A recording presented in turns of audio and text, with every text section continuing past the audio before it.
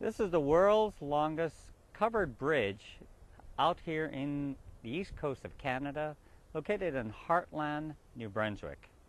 I'm not sure how long of a bridge this is, but this is one really nice bridge. So if you ever come up to Canada, you must actually come and see this great bridge.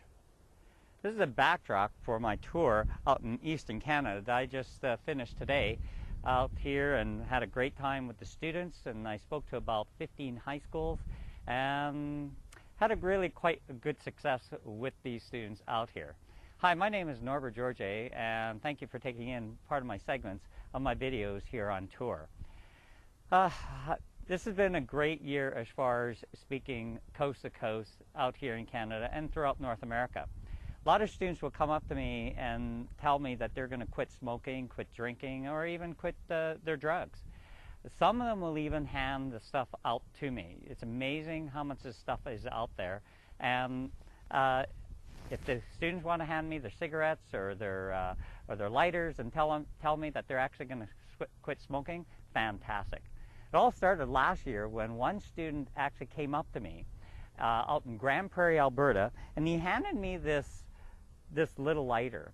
And it was a silver little lighter that he handed to me, and he was a ninth grade student.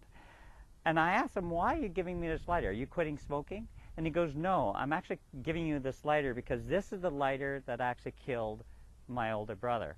And I said, how can a lighter kill your older brother?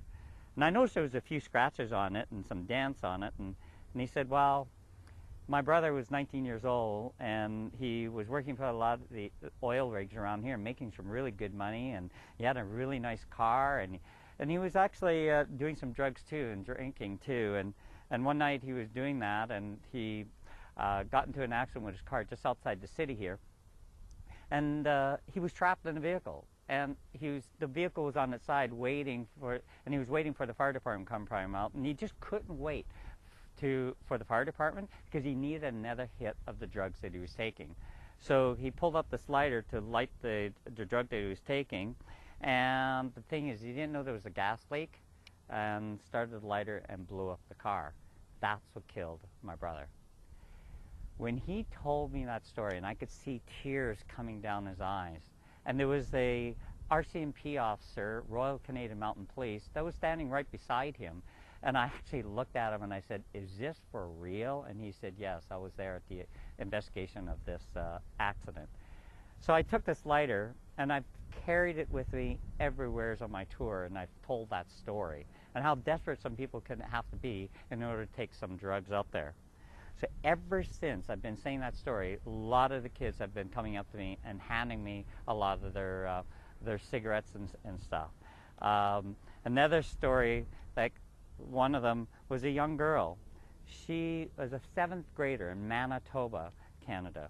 And I looked at her and I said, are you giving me this because you're quitting smoking too? And she goes, no, I'm actually giving you this because I'm quitting sniffing. I said, man, I am so proud of you that you're going to quit, because you have no idea how much that can actually cause brain damage to your brain. So another student just a couple months ago, just outside of Ottawa, Ontario. It was a small little town, and he waited for the teachers to leave the gymnasium because he didn't want the teachers to see him handing this to me. And he had it hidden in his pocket.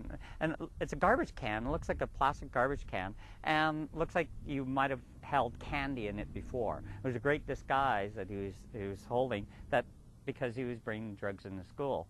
Thing is, he had it in his pocket, and he comes up to me and he says, hey man, do you know that saying, if you save one life, it's well worth it? And I go, yeah. He goes, well, I think you just saved my life. And he handed me this. When he handed me this, first of all, I said to him, I'm very, very proud of you. Whatever you have in here, I'm very proud that you're actually going to quit. And he said, well, it's because of you. And I said, no, it's not because of me. You're the ones that made that decision. If I did not convince you to stop doing the drugs, then I have to take that failure also. So I'm not going to take that credit also, because you're the one that made the decision. And he had a big smile on his face and he walked out. I asked him before he left, I said, can I share this story with the world and could make a big difference out there? And he said yes. So when I got into the car, I pulled it open, and I noticed this little bag, and I noticed there was 2 pills of E in this little bag.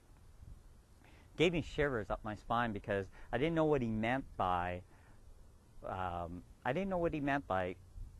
geez, you just saved my life. So it was quite an accomplishment that day. I felt really, really proud of this one student, because just recently in Canada, about a year ago, the border guards here in Canada stopped 10,000 pills of E from crossing the border, and when they tested them, they found that 8,000 was laced with crystal meth. A lot of the drugs out there are laced with some other drugs, so I always tell kids, consider every drug laced, because you never know what can be actually in it. So other stuff that some students this week have given me is this one 9th grade student handed me this red little container. They tend to hold a lot of stuff in plastic containers out there, so probably a good disguise for them. And he handed this to me, and I said to him, why are you giving this up, whatever's in here? And he said, well, I used to do it because I thought everybody else was doing it, but not everybody else is doing it. It's me that's doing it, and that's the most important thing. I'm ruining my body with this. And I said, you know what? You have now become a very, very mature young man for making the decision for yourself. So again, when I got into the car, I opened it up, and I found, parents, if you see your kids have any of this stuff that you know, any plastic containers, you might want to take a second look. But anyways, he had this bag. I threw it all out. I throw it in the toilet as soon as I get it. And he had about 1/3 full of pot. And he had this in the school.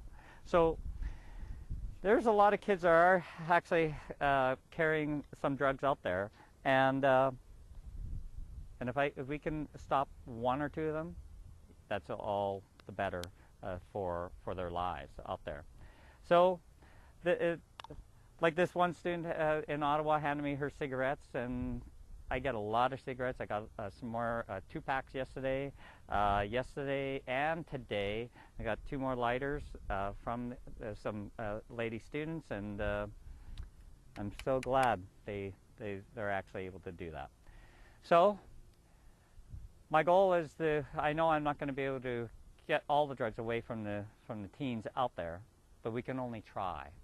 So thank you very much for taking in this video, and I'll talk to you next time when I'm heading out to Toronto tomorrow, and I'll be doing an Ontario tour out there starting later this week.